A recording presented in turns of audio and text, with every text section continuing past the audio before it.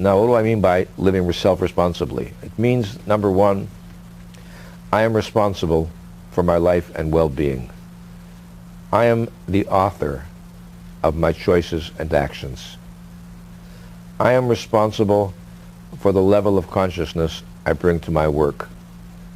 I am responsible for the level of consciousness I bring to my relationships. I am responsible for the words coming out of my mouth. I am responsible, ultimately, for my personal happiness.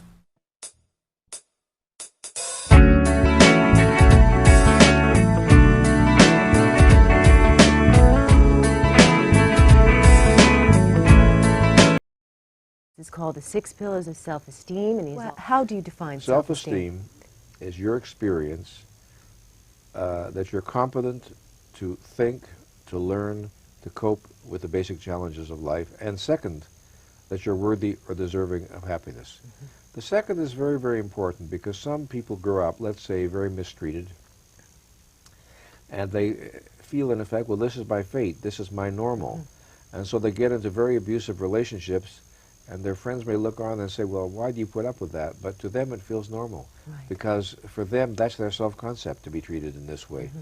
So it has a lot of survival value to believe that you are worthy and deserving of respect, friendship, love, all of which I'll condense into the word happiness. Because that will affect what you define as acceptable or unacceptable in a way that other people treat you, you see. Let's talk about happiness, though. You mentioned happiness. Sure. Okay, how does one be happy? High self-esteem definitely is reflected in how happy you are. You say that in the book. Self-esteem. Yeah, high self-esteem, if your self-esteem is good, it's the best predictor that you're very likely to be a happy person. The practice of living consciously, bringing a high level of awareness to whatever it is you're doing, versus moving through life half asleep and then wondering why your life does not work very well. Good Two, point. the practice of self-acceptance, by which I mean the willingness to own and experience whatever your thoughts or your feelings or your actions are without self-castigation and without denial or self-disowning. Three is the practice of self-responsibility, by which I mean taking responsibility for my life and well-being, accepting that I'm the author of my choices and actions, realizing that I'm responsible for the level of consciousness I bring to my work or my relationships, realizing that I'm responsible for the quality of my communications, realizing that I'm responsible for the words coming out of my mouth.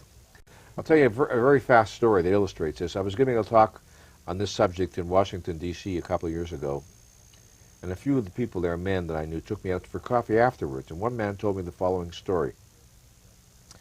He said, I was terribly impressed by what you had to say about living consciously, because one miserably hot Saturday afternoon I was working on my car and trying to solve a problem which I was not able to solve when my 5-year-old son came over, and in my exasperation, without thinking whether it was realistic or not, I asked him to do something to help me, which was quite outside his powers.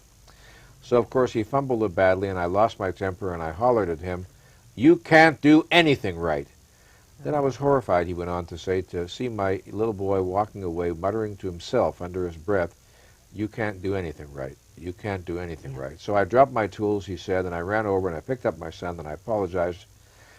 In that case, I caught it, Nathaniel, he said to me, but the thing that horrified me is that how many times might I not have caught it in life? Right. So what I got out of your talk was the important, living consciously means being conscious of the words coming out of my mouth. Yes. I'm glad you told that so story, that's Dr. one story. Bannon. Okay, the practice of self-assertiveness, which has to do not with pushing to the front of the line or galloping over widows and orphans, but it has to do with treating yourself with decent respect in encounters with other human beings. It means treating your thoughts and feelings as important. It means not hiding who you are, what you think or what you feel, for fear, God forbid, somebody might look at things differently. Right. In other words, some people really do terrible violence to themselves. They're so afraid of anybody's disapproval that they bury who they are. And that, of course, is dreadful for self-esteem. Yes. So self-assertiveness is the fourth pillar of self-esteem. And the fifth is the practice of living purposefully, by which I mean what? What does it mean to live purposefully? It means in any area, whether short-term goals or long-term goals, to articulate and to know what are my goals, what are my purposes in life, in taking on this job, and electing to bring a child into the world, and giving this speech, and going to this dinner. What actions do I need to take to accomplish my purposes. Monitoring my behavior to see, because I may have very nicely articulated goals and a very good action plan. Trouble is, it's not what I do. Exactly. So I can inadvertently, in effect, be led down another road and don't realize that I'm not acting in accordance with what I had decided. And finally, the fourth aspect of living purposefully, very important, paying attention to outcome. Because I may be totally great on points 1, 2, and 3. Trouble is, I miscalculated somewhere, so my actions are not producing the results I had anticipated. So I got to stay very conscious. Am I getting the results which I thought I would get by taking these actions? Einstein said something very interesting. He said, insanity is doing the same thing over and over again but expecting a different result. Right. Okay? So that's the fifth pillar of self-esteem, is living purposefully. And the sixth is the practice of personal integrity, which means what? Congruence between what I know, what I profess, and what I do. Very simple. Congruence between what I know, what I profess, and what I do. And in simpler language still, it means telling the truth. It means honoring my commitments. It means keeping my promises. It means walking my talk. And when we do that, we are proud of our actions, and we are proud of the person we make ourselves into. But if we don't do it too often, we produce a very contaminated sense of self. We produce a sense Contaminated spirit. Yes, a contaminated spirit. See, the real interesting question is, here on this subject, am I proud of my choices and actions? Now, if they're a source of shame or embarrassment to me, obviously that's got self-esteem implications. So integrity is very, very important for psychological well-being in general and for self-esteem in particular. Right, because it's not, it doesn't matter what the world thinks, it's what you really think. Because we could really be happy and have everyone love us, I mean, and then really suffer inside. That's right. And then you say also sort of be a time bomb, where you have this great life, you have all this money, you have all this success, and then something happens, and then all of a sudden you find you're 50 and you just, it all that's explodes. because you have the externals, but you don't have the internal. Right. You're not really a person that you're able to like. So in the absence of that, it's great to have money, it's great to have friends, nice to have all the other stuff. But if you don't like yourself, it's a very sour, unhappy existence. And it doesn't take an awful lot to knock you over. See, in every life there are storms, there are setbacks. If I've got a fairly good self-esteem, I have resilience. I'm able to handle that and get back and pick myself up. But if I have a low or a shaky self-esteem, it's much easier to knock me over and keep me down.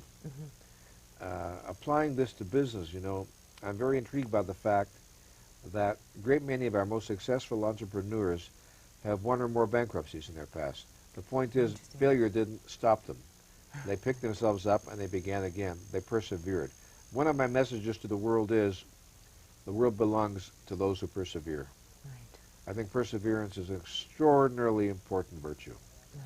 And that's the hero's journey too. And that, which we're is like right back to taking the start. Standing up for what you believe and accepting aloneness. You talk about that a lot. Can you explain that? Yeah, because sometimes if you really are going to allow yourself to see what you see and know what you know, at times it will have you looking at life very different from other people. And you may feel alienated from them sometimes. And the question then is, can you handle that? Can you tolerate that? Or does it upset you so much that you give up your own mind just to feel you belong somewhere? Right. So, or following the tribe, let's say, yes, or following the family, or following what people expect of you. What does one need to be in a healthy relationship? What does one need to be in a healthy relationship? Well, first of all, you need to love yourself. You need to have reasonably decent confidence in yourself and belief in yourself. So you're not endlessly driving your partner crazy with demands for reassurance, okay, or escalating little frictions into major catastrophes. Secondly, you need to be fortunate enough to find somebody who is shares with you your sense of life, your most important values, so that you have a basis for creating a long-term relationship. You need the 6 pillars. You need to bring a lot of consciousness to the relationship. And you need to take a lot of responsibility. Let me give you an example of what I mean by the last. Anybody can, quote, fall in love, you know, or decide they're in love, or have some emotion they call love. But say, okay, now, if I'm going to have a relationship with this person, what is going to be required of me in order for this relationship to be enjoyable for both of us and to have a long life. I got to take some reasonable level of responsibility. I don't mean that I'm omnipotent. My partner also has a role to play, obviously. But the question is, what I got to be concerned with is, what is my role? What is my responsibility? Now, people don't, as a rule, think that way about relationships. They don't think, what am I committing myself to if I say I love you and I want to build a life with you? What am I signing on for? What am I promising implicitly? We're affected by attitude, how we feel. Got to have a good attitude about the past. Use it as a school, not a club. Don't beat yourself to death with your past. Faults, failures, losses. Let the past be a school, harsh school maybe. Next, it's how you feel about the future. Set your goals. The promise of the future is an awesome force to affect your life every day. Without a future well designed, we take hesitant steps. Next, it's how you feel about everybody else. Got to have a good attitude about everybody else, because it takes everybody else to make a market. One person doesn't make a family. One person doesn't make a business. One person doesn't make a corporation. And here's the last one. It's how you feel about yourself. Understanding self-worth is the beginning of progress.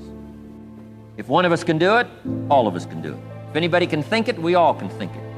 I can read, you can read. I can understand, you can understand. Anybody in this room can do it. If any of us can do it, we all can do it. That's the kind of value you should place on yourself. I have a dream that one day this nation will rise up and live out the true meaning of its creed. We hold these truths to be self-evident, that all men are created equal.